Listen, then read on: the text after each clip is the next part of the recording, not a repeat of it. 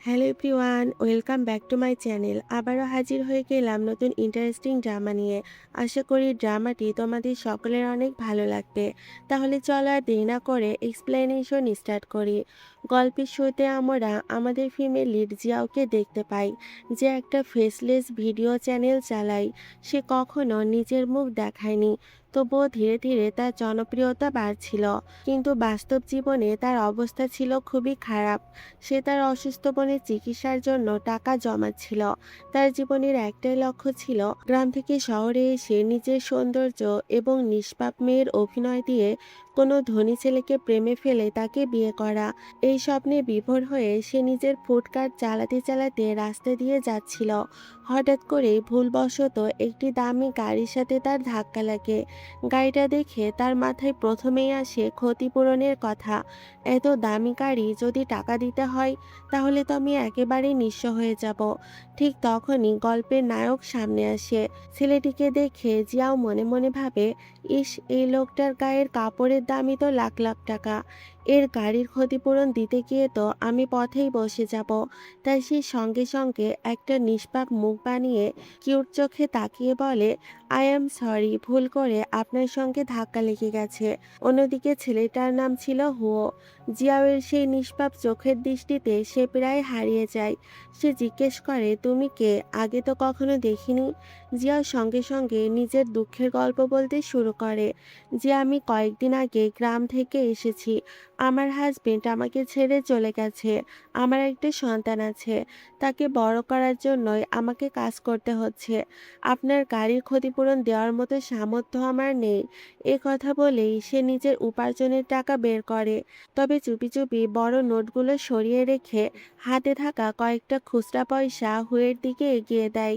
জিয়াওয়ের এত বাস্তবসম্মত অভিনয়ে হু তো পুরো গলে যায়। সে বলে, না, তোমাকে টাকা দিতে হবে না। এই বলে সে চলে যায়। জিয়াও সঙ্গে সঙ্গে থ্যাংক ইউ বলতে বলতে সেখান থেকে দৌড় দেয় এবং মনে মনে ভাবতে থাকে, তার মুড বদলানোর আগে আমাকে পালাতে হবে, না হলে আবার যদি টাকা চাইতে শুরু করে। এদিকে হুও জানতে পারে তার ভাতিজা প্রায় ডুবে মারা যেতে বসেছিল এবং এখন সে হসপিটালে আছে। অন্যদিকে জিয়াও নিজের ডরমিটরিতে ফিরে আসে।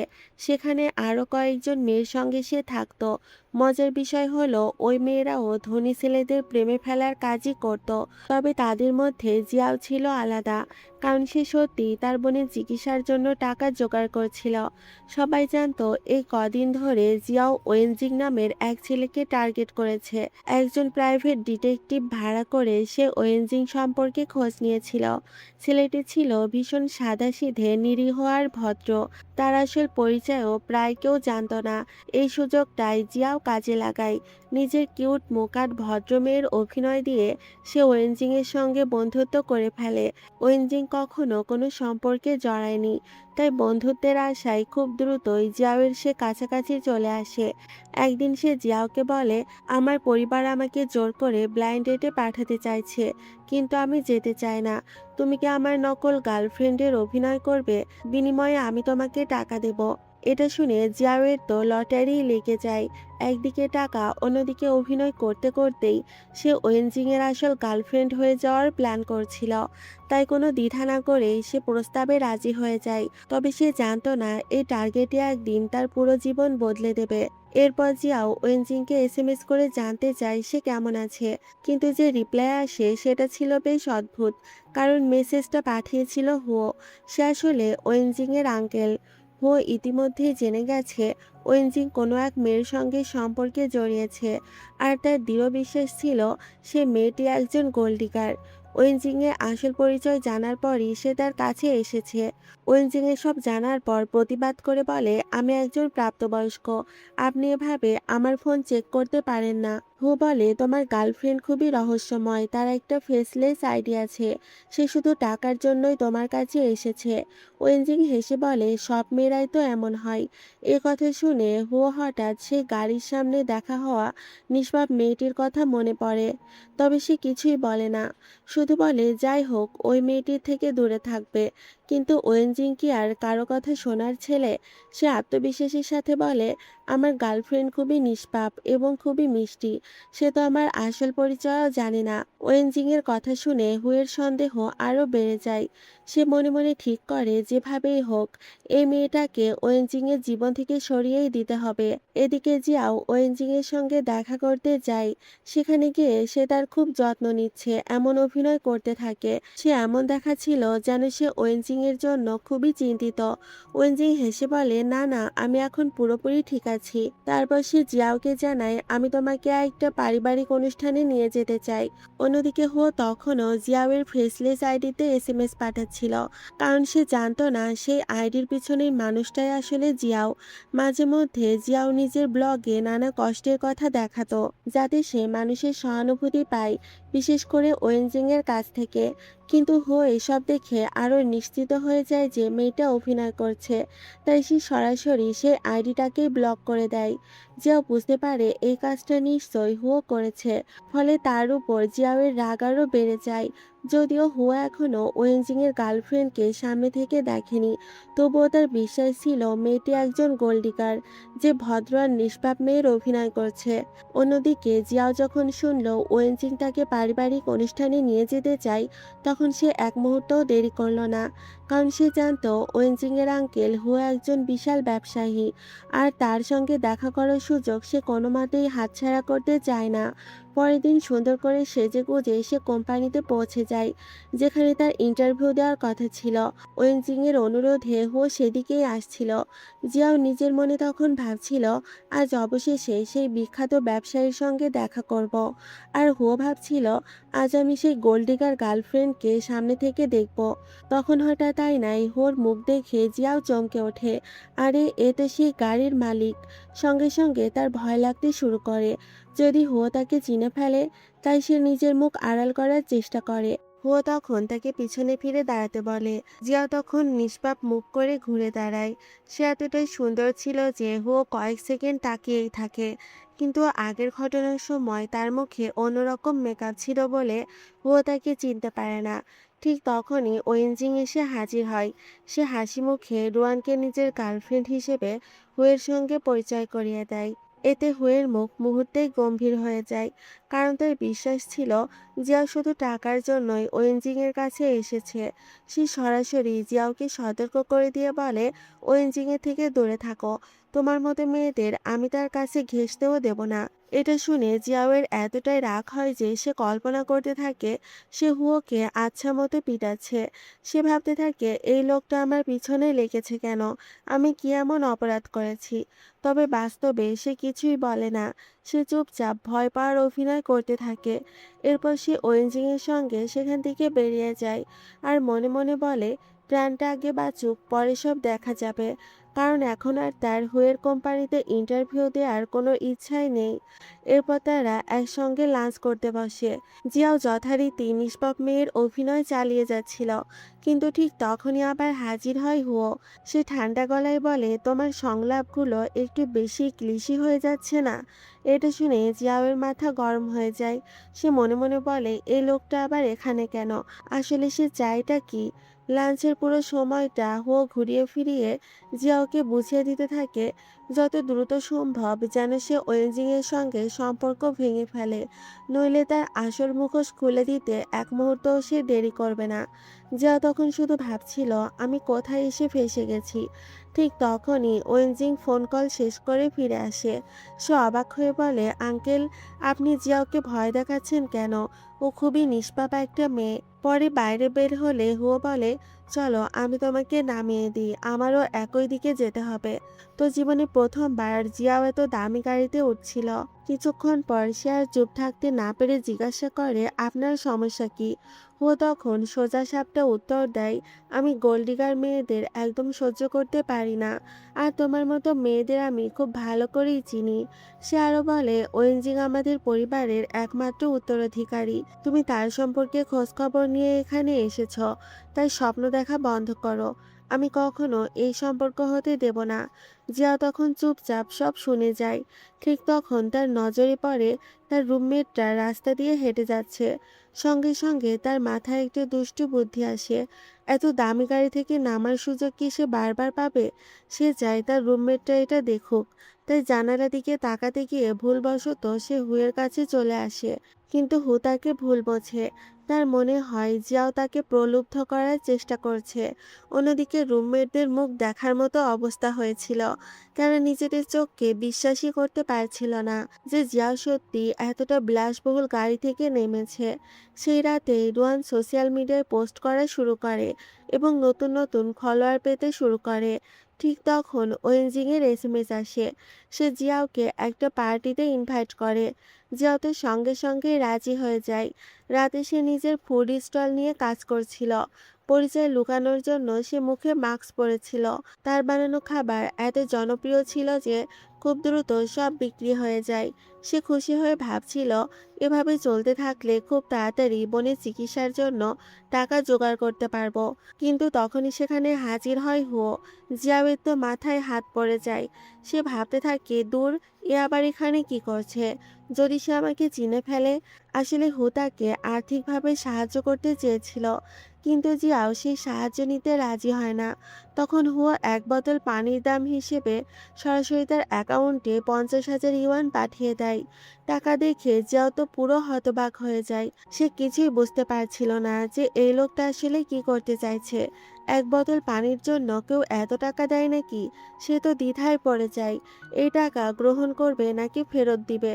অন্যদিকে তার মনে হচ্ছিল হয়তো হুয়া তার প্রতি আকৃষ্ট হতেই শুরু করেছে, অথবা হয়তো তার কষ্টের জীবন দেখে সত্যিই তার খারাপ লাগছে। তো পরের দৃশ্যে জিয়াওকে তার বোনের সঙ্গে হসপিটালে দেখা যায়। সে বোনকে বলে, আমি বুঝতে পারছি না কি করব। এই টাকা রাখা উচিত হবে নাকি উচিত হবে না। ঠিক তখনই তার কাছে একটা খবর আসে। সে জানতে পারে ও ইচ্ছে করে তাকে ইন্টারভিউতে পাশ করতে দেয়নি, অথচ সেই চাকরির জন্যই সে হুয়োর কোম্পানিতে গিয়েছিল। এই কথা জানার পর জিয়াও মনে মনে বলে, ঠিক আছে, চাকরি তো দিল না, তাহলে এই 50,000 ইউয়ানকে ক্ষতিপূরণ হিসেবেই ধরে রাখি। এরপর সে ইচ্ছে করেই বিষয়টা ওয়েনজিংকে গিয়ে বলে। ওয়েনজিং সঙ্গে সঙ্গে নিজের আঙ্কেলের কাছে গিয়ে অভিযোগ করে, আঙ্কেল, আপনি এমন করছেন কেন? দেখছেন না মেয়েটা কত কষ্টে আছে? সেদিন ওয়েনজিং জিয়াওকে নিজের বাড়িতে ডেকেছিল।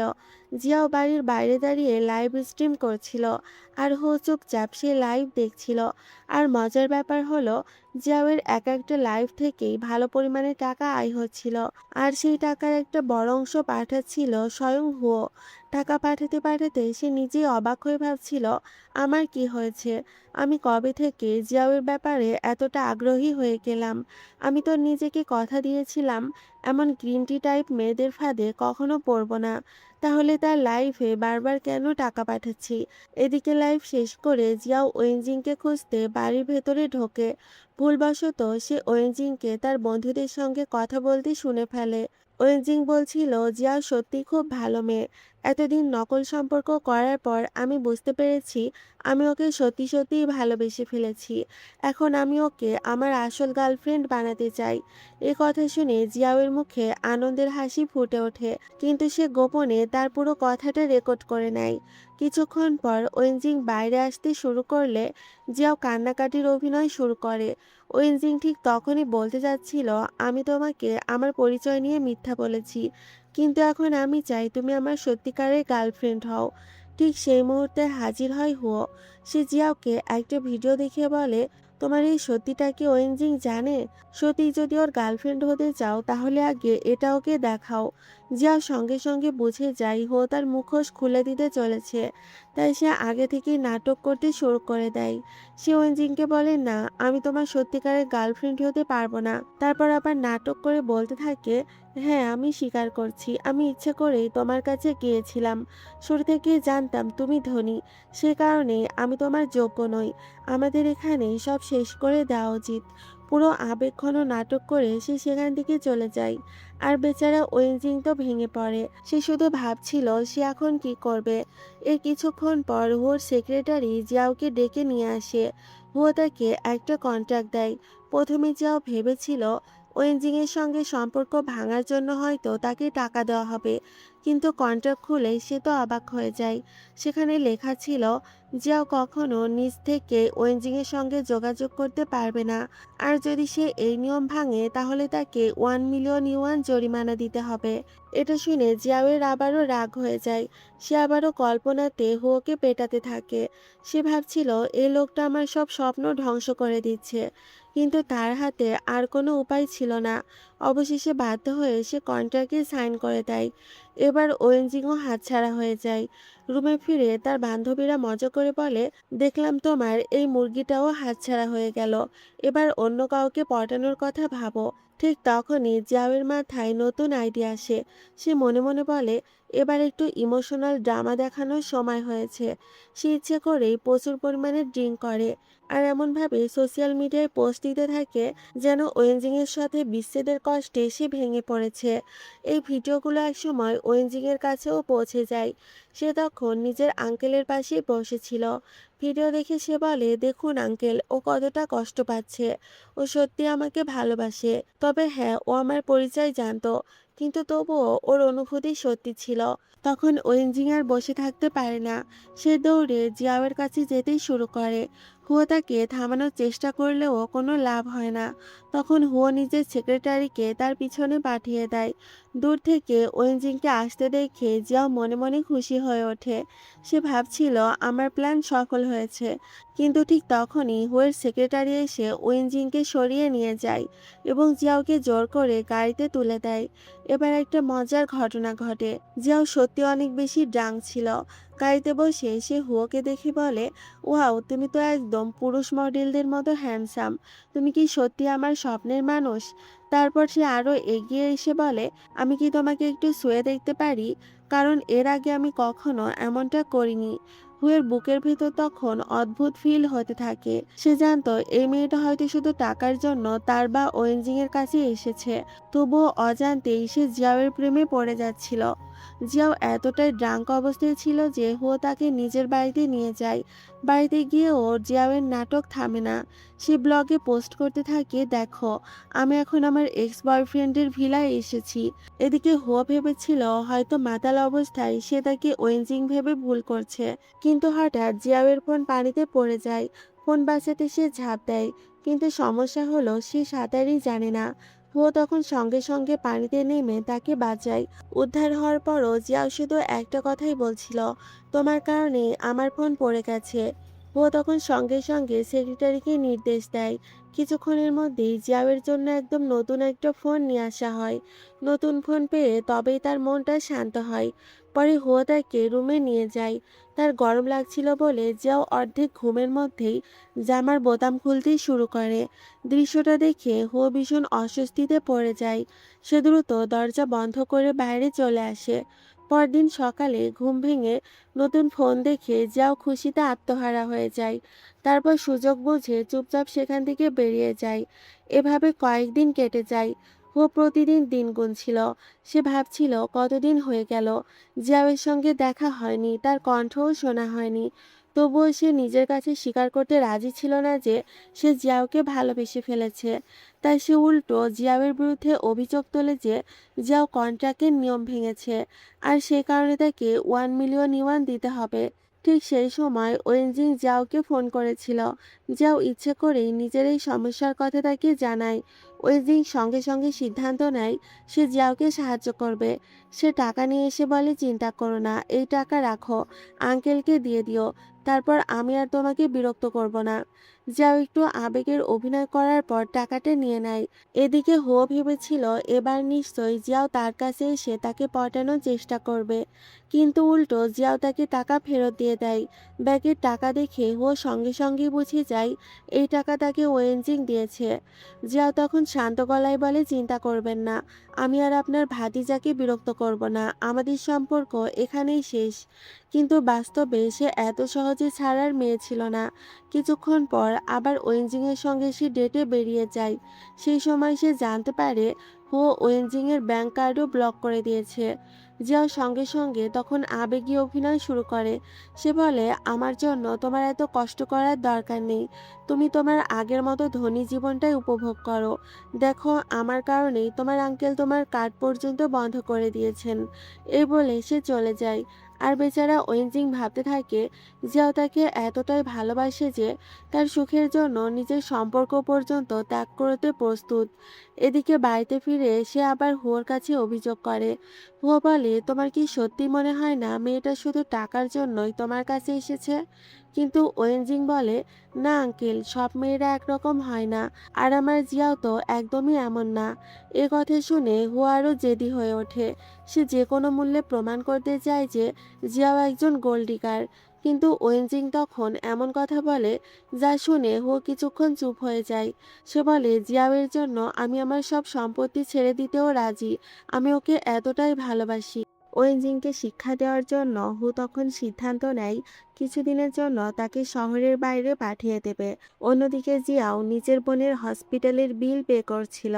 তার সঙ্গে আরেকটা কাজিন সিস্টার ছিল, যার চিকিৎসার খরচও জিয়াওই বহন করছিল।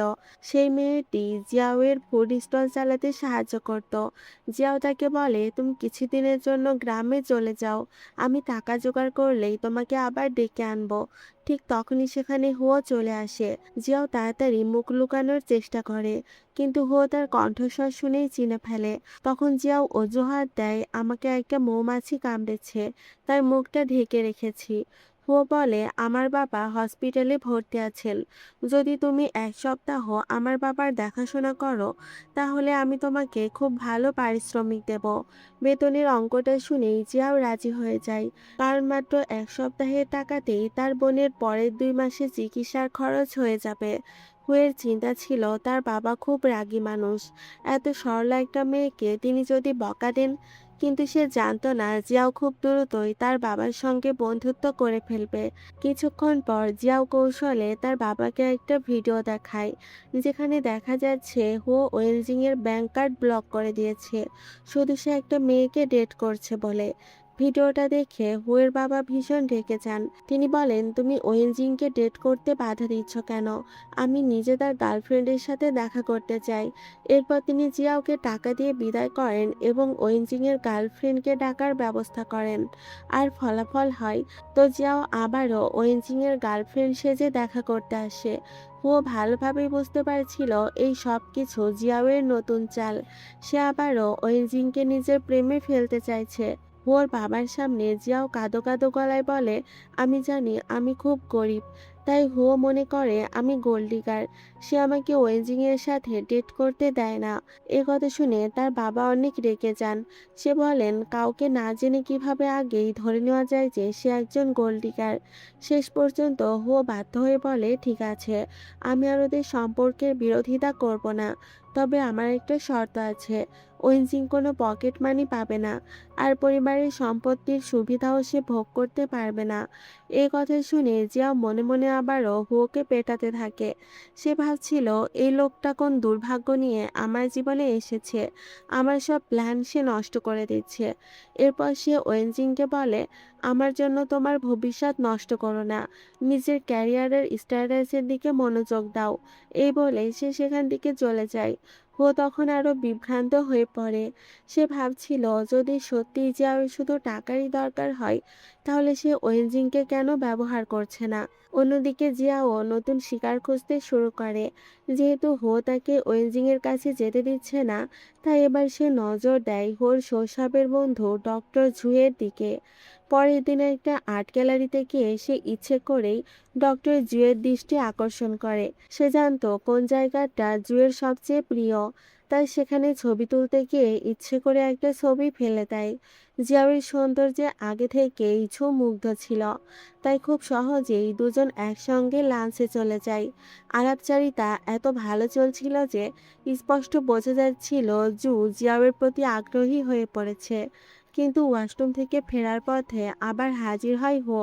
সে সঙ্গে সঙ্গেই বুঝে যায় ওয়েনজিংয়ের ক্ষেত্রে ব্যর্থ হওয়ার পর এবার জিয়াওয়ের নতুন টার্গেট মিস্টার জু। তাই সে ইচ্ছে করে লাঞ্চের টেবিলে গিয়ে হাজির হয়। জিয়াও তখন ভয়ে ছিল, যদি হুয়ো তার সব সত্যি কথা ফাঁস করে দেয়। হুয়ো ইচ্ছে করে তখন এমন কথা বলতে থাকে যাতে বোঝা যায় সে জিয়াওকে খুব ভালোভাবে চেনে। এতে ডক্টর ঝুয়ের সন্দেহ হয়। সে ভাবতে থাকে হু জিয়াওকে এত ভালোভাবে কিভাবে চেনে। অন্যদিকে হুও নিজেও নিজের উপর বিরক্ত হচ্ছিল। সে ভাবছিল, আমার কি হচ্ছে, আমি কেন জিয়াওকে নিয়ে এত ভাবছি, আমি তো তাকে পছন্দই করতে পারি না। তখন জিয়াও হুকে অনুরোধ করে, আমাকে যেতে দিন, আমি আর কখনো কোনো ছেলেকে ফাঁদে ফেলার ট্রাই করব না। আসলে সে শুধু চেয়েছিল ডক্টর জুয়ের সামনে তার মুখোশটা না খুলুক, কিন্তু হু তাকে ছাড়ল না। লাঞ্চ শেষে বের হওয়ার সময় সে সরাসরি বলে দেয় জিয়াও আগে ওয়েনজিংকে ডেট করত। এই কথা শুনে মিস্টার জু চুপচাপ চলে যায়। জিয়াও বুঝে যায় এই সুযোগটাও হাতছাড়া হলো। সে আগে হুকে বলে, আপনি আসলে কি চান, আগের জন্মের কোনো শত্রুতা আছে নাকি? হু তখন ঠান্ডা গলায় বলে, তোমার মতো মেয়েদের আমি একদম পছন্দ করি না। জিয়াও তখন মন খারাপ করে বাড়ি ফিরে যায়। কিন্তু পরদিনই ডক্টর জুয়ের এসএমএস আসে। সে ক্ষমা চেয়ে তাকে আবারও লাঞ্চে ডাকে। জিয়াতে এসে খুশি হয়ে ভাবে, ভাগ্য এখনো আমার সঙ্গে আছে, কারণ সব জানার পরও মিস্টার জু আমার সঙ্গে সম্পর্ক রাখতে চাইছে। এদিকে হো একটি ক্লাবে বন্ধুদের সাথে পার্টি করছিল, কিন্তু তার মাথায় শুধু জিয়াওয়ের চিন্তায় ঘুরছিল। সে ভীষণভাবে তাকে মিস করছিল। অন্যদিকে ডাক্তার জু ঠিক করে ফেলেছিল এবার সে জিয়াওকে নিজের মনের কথা বলবে। কিন্তু যখনই সে সুযোগ পায় হো আবারও তাদের মাঝখানে এসে হাজির হয়। এমনকি ওয়েনজিংকেও সঙ্গে করে নিয়ে আসে, যাতে প্রপোজালটাই নষ্ট হয়ে যায়। তবুও যে হাল ছাড়ে না। সে জিয়াওকে বলে, আগামীকাল একটা সুইমিং পার্টি আছে, সেখানে তোমাকে একটা গুরুত্বপূর্ণ কথা বলবো। কিন্তু হুয়া আবারও তাদের পিছু নেয়। জিয়াও ভুল করে তাকে জু ভেবে সানস্ক্রিন লাগাতে বলেছিল, কিন্তু কণ্ঠস্বর শুনে সে পিছনে তাকাতেই দেখে সামনে হুয়া দাঁড়িয়ে আছে। সে ভয়ে চমকে ওঠে। ঠিক তখনই হুয়া বলে, আমার বাবা তোমাকে ক্ষতিপূরণ হিসেবে একটা ভিলা উপহার দিয়েছে, নিতে চাইলে আমার সঙ্গে চলো। বাড়ির কথা শুনে জিয়াও আর না করতে পারল না। সে ভাবে পরে জুয়ের সঙ্গে দেখা করা যাবে। হুয়া তখন নিজের জ্যাকেট এগিয়ে দেয় এবং তাকে নিয়ে ভিলায় চলে যায়। আসলে ভিলাটা সে নিজের টাকায় কিনেছিল, কিন্তু ক্রেডিটটা তার বাবার নামে দিয়ে দিল। ভিলা দেখে জিয়াও আনন্দে আত্মহারা হয়ে যায়। সে ভাবতে থাকে, অবশেষে এই শহরে আমার নিজের একটা সুন্দর বাড়ি হলো। আর অদ্ভুতভাবে জিয়াওকে খুশি দেখে হুয়েরও ভালো লাগছিল। সেই রাতে প্রথমবার সে জিয়াওকে নিয়ে স্বপ্ন দেখে। ঘুম ভাঙার পর সে তো নিজে অবাক হয়ে যায়, কারণ সে তো নিজের পূর্বপুরুষদের সামনে শপথ করেছিল কোনো গোল্ডিগার মেয়ের প্রেমে কখনো পড়বে না। তাহলে সে কেন জিয়াওকে নিয়ে এমন স্বপ্ন দেখছে? পরদিন জিয়াও জানতে পারে তার বোনের নতুন ডক্টর আর কেউ নয় বরং মিস্টার জু। এই সুযোগে সে জুকে ডিনারে ইনভাইট করে। জু তো এমনিতেও জিয়াওয়ের উপর দুর্বল ছিল, তাই খুশি হয়ে তার সঙ্গে ছবি তুলে সোশ্যাল মিডিয়ায় পোস্ট করে। অন্যদিকে হুও ভেবেছিল সে জিয়াওকে ব্লক করে রেখেছে বলে মেয়েটা নিশ্চয়ই তার সঙ্গে যোগাযোগ করার ট্রাই করবে। কিন্তু সোশ্যাল মিডিয়ায় সে দেখে জিয়াও তার দেওয়া ভিলাতেই অন্য এক পুরুষকে নিয়ে ডিনার করছে। দৃশ্যটা দেখে তার ভীষণ হিংসা হয়। সে সঙ্গে সঙ্গে সেখানে হাজির হয়। ডিনার শেষে জু যখন বের হচ্ছিল, হো তাকে বলে, আমার বাবা তোমার জন্য এক ধনী পরিবারের মেয়ের সঙ্গে ব্লাইন্ড ডেট ঠিক করেছেন। পরিবারের চাপের কারণে জু রাজি হয়ে যায়। এরপর হো ইচ্ছে করেই জিয়াওকে জানিয়ে দেয় যে জু ব্লাইন্ড ডেটে যাচ্ছে। জিয়াও বিষয়টা শুনে অস্থির হয়ে পড়ে। পরদিন সে সেই হোটেলে যাওয়ার সিদ্ধান্ত নেয়, এটা দেখতে যে জু আসলে সেখানে কি করছে। কিন্তু হোটেলে যাওয়ার আগে হো তার সামনে হাজির হয়। সে মিথ্যা বলে যে জু কোথায় আছে আমি জানি, আর চাইলে আমি তোমাকে সেখানে নিয়ে যেতে পারি। জিয়াও তখন সরল বিশ্বাসে তার সঙ্গে চলে যায়, কিন্তু পরে বুঝতে পারে হুয়ো তাকে জুর কাছে নয় বরং অন্য একটা প্রাইভেট ডাইনিং রুমে নিয়ে এসেছে। সেখানে তার সঙ্গে সে খেতে শুরু করে। এদিকে জুও জিয়াওকে খুঁজতে খুঁজতে ওই হোটেলে চলে আসে, কিন্তু জিয়াও মোটেও চায় না জু তাকে হুয়ের সঙ্গে দেখুক। তাই লুকোচুরি করতে গিয়ে সে আর হুয়ো খুব কাছাকাছি চলে আসে। শেষ পর্যন্ত জু তাদের দেখতে পায় না। হোটেল থেকে বের হওয়ার পর জিয়াও জানতে পারে জো তার ব্লাইন্ডেডকে নিয়ে একটি বড় পার্টিতে যাবে। একই সময়ে হুয়েরও একজন নারী সঙ্গীর প্রয়োজন, তাই জিয়াও অনুরোধ করে তাকে যেন সঙ্গে নিয়ে যাওয়া হয়। হু অনেক ভাব দেখানোর পর রাজি হয়, যদিও সত্যি বলতে সে নিজেই চেয়েছিল জিয়াওকে নিজের সঙ্গী বানিয়ে পার্টিতে নিয়ে যাবে। পার্টির দিন জিয়াও অসাধারণভাবে সেজে আসে। সেখানে নাচের আয়োজন ছিল। জিয়াও এত সুন্দর নাচে যে সবাই মুগ্ধ হয়ে যায়। কিন্তু নাচ শেষ হওয়ার পরই সে দেখে জুতার ব্লাইন্ডেডকে নিয়ে এসেছে। সঙ্গে সঙ্গে জিয়াওয়ের মাথায় নতুন নাটকের প্ল্যান আসে। এরপর পার্টিতে জিয়াও পুরো নাটক করতে শুরু করে দেয়। সে জোর সামনে কাঁদো কাঁদো মুখে বলে, তোমার ব্লাইন্ডেডটা খুব সুন্দর, আমি বুঝতে পারি আমার তোমার জীবনে থাকা উচিত নয়। আসলে আমিও তোমাকে পছন্দ করতেই শুরু করেছিলাম, তাই দেখতে এসেছিলাম তুমি কাকে বেছে নাও। কিন্তু এখন আর তোমাকে আমি বিরক্ত করব না। এই কথা বলে সে চোখের পানি ফেলে সেখান থেকে চলে যায়। ও স্পষ্ট বুঝতে পারছিল জিয়াও নাটক করছে, কিন্তু জো তার কথাগুলো সত্যি বলে বিশ্বাস করে ফেলে। সে জিয়াওয়ের পিছনে দৌড়ে যায় এবং তাকে নিজের অনুভূতির কথা বলতে চায়। ঠিক তখনই আবার হো তাদের মাঝখানে এসে পড়ে। জো বলে, পরের দিন আমি তোমার সঙ্গে দেখা করব, কারণ আমার কিছু গুরুত্বপূর্ণ কথা বলার আছে। জিয়াও নিশ্চিত হয়ে যায় জো এবার তাকে প্রেমের প্রস্তাব দেবে। তাই পরদিন সে খুব সুন্দর করে সেজেগুজে নির্ধারিত জায়গায় পৌঁছে যায়। কিন্তু জো কিছু বলার আগেই ওয়েনজিং সেখানে হাজির হয়। ও ইচ্ছে করেই তাকে সেখানে পাঠিয়েছিল। ওয়েনজিং এসে জুয়ের সঙ্গে ঝগড়া করতে শুরু করে। তার দাবি ছিল জো তার প্রেমিকাকে প্রপোজ করতে পারে না। দুজনের তর্ক ধীরে ধীরে হাতাহাতিতে রূপ নেয়। ধস্তাধস্তির সময় ওয়েনজিং সামান্য আহত হয় এবং তাকে হসপিটালে নিয়ে যেতে হয়। হসপিটালেও দুজন জিয়াওকে নিয়ে ঝগড়া করতে থাকে। শেষ পর্যন্ত খুব বিরক্ত হয়ে অ্যানাউন্স করে, তোমরা দুজনই শান্ত হও, কিছুদিনের জন্য জিয়াও আমার বাড়িতে থাকবে। এখানে জিয়াওয়ের রাজি হওয়া ছাড়া আর কোনো উপায় ছিল না। এরপর হু গোপনে জুয়ের মায়ের কাছে এমন তথ্য পৌঁছে দেয় যাতে তিনি জিয়াওকে পছন্দ না করেন। কয়েকদিন পর জুয়ের মা রুয়ানের সঙ্গে দেখা করে বলেন, তোমার অর্থনৈতিক অবস্থা নিয়ে আমাদের কোনো সমস্যা নেই, কিন্তু তোমাদের কুণ্ডলী মেলে না, তাই এই সম্পর্ক আমরা মেনে নিতে পারবো না। জিয়াও সঙ্গে সঙ্গে বুঝে যায় এর পিছনে হুয়েরই হাত আছে। বাইরে বেরিয়ে সে কান্নায় ভেঙে পড়ে। হু তাকে বাড়িতে নিয়ে যায়। সে রাতে দুঃখে জিয়াও অনেক বেশি ড্রিঙ্কস করে এবং নেশার ঘোরে হুকে কিস করে ফেলে এবং তারপর ঘুমিয়ে যায়।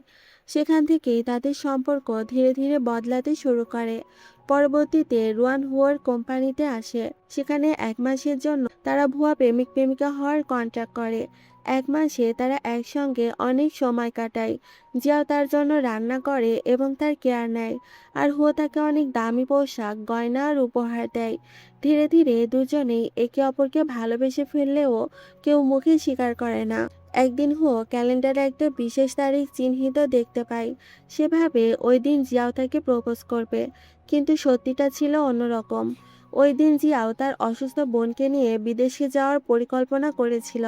চুক্তির শেষ দিনে জিয়াও ফুলের তোড়া নিয়ে হুয়ের কাছে যায়। সে বলে, আমি তোমাকে ভালোবেসে ফেলেছি, কিন্তু তুমি আমাকে ভালোবাসো না, তাই এখানেই আমাদের সম্পর্ক শেষ করা উচিত। এবং সে ফুল দিয়ে চলে যায়। হুয়ো তখনও জানতো না জিয়াও পরদিন শহর ছেড়ে চলে যাবে। পরদিন যখন সে নিজের মনের কথা বলতে জিয়াওকে খুঁজতে যায়, তখন জানতে পারে জিয়াও ইতিমধ্যে চলে গেছে। পরে তদন্ত করে সে জানতে পারে জিয়াও বিদেশে আছে এবং নাকি সে বিয়েও করতে যাচ্ছে। এই খবর শুনে হু হতবাক হয়ে যায়। সে দ্রুত সেই দেশের উদ্দেশ্যে যেতে থাকে এবং বিয়ের ভেন্যুতে পৌঁছে দেখে জিয়াও সত্যি বিয়ের পোশাকে প্রস্তুত। সেখানে ঝু, ওয়েনজিং সবাই উপস্থিত ছিল। বিয়ে শুরু হওয়ার আগেই হুয়া জিয়াওকে জোর করে সেখান থেকে নিয়ে যায়। তারপর কি হলো? হু কি নিজের ভালোবাসার কথা স্বীকার করেছিল, আর জিয়াও কি তাকে ক্ষমা করে তাকে বিয়ে করেছিল? গল্পের এই অংশে এইসব প্রশ্নের কোনো অ্যান্সার দেওয়া হয়নি।